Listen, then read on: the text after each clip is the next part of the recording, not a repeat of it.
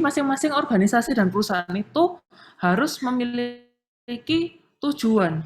Jadi organisasi ini berdiri itu mau ngapain sih? Ya, kurang lebihnya seperti itu. Nah, kalau kalian lihat, ini merupakan bagan, ya, bagan dari tujuan sebuah perusahaan. Nah, kita bicara di sini di strategic management ini tujuan itu sebenarnya ada banyak sekali tujuan. Misalnya ya kan, kalau kita analogikan sebagai manusia nih, kita hidup ya. Namanya tujuan tuh banyak. Pasti kalian punya tujuan. Seenggak-enggaknya kalian ada di kelas ini.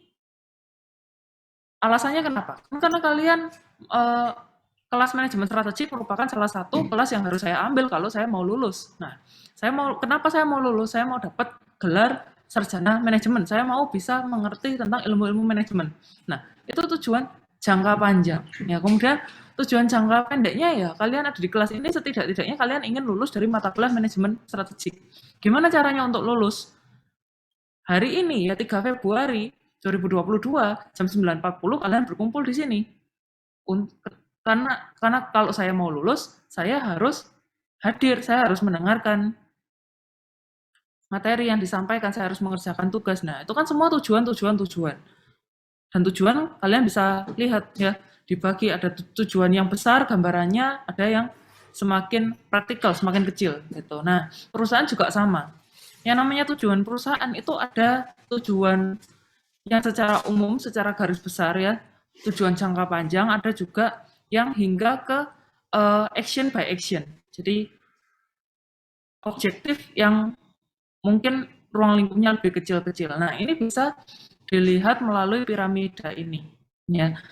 Jadi secara umum perusahaan itu punya etika, punya prinsip ya, dan punya belief atau kepercayaan. Ada ethics, principle, and belief. Di sini pertanyaannya adalah what do we stand for? Ya, jadi kita ini exist atau kita ini ada itu untuk apa? Itu yang disebut dengan value. Ya, value.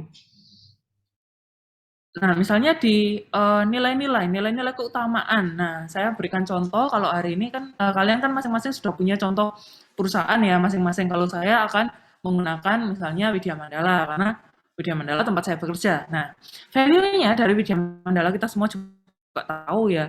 Value-nya adalah nilai keutamaan, peduli, komit, dan antusias. Jadi cita-cita dari Widya Mandala adalah semua orang yang ada di dalamnya, yang di sini kita kan konteksnya institusi pendidikan gitu ya, memiliki nilai-nilai apa, peduli satu sama lain, peduli dengan masyarakat, gitu, peduli dengan lingkungan dan lain sebagainya, peduli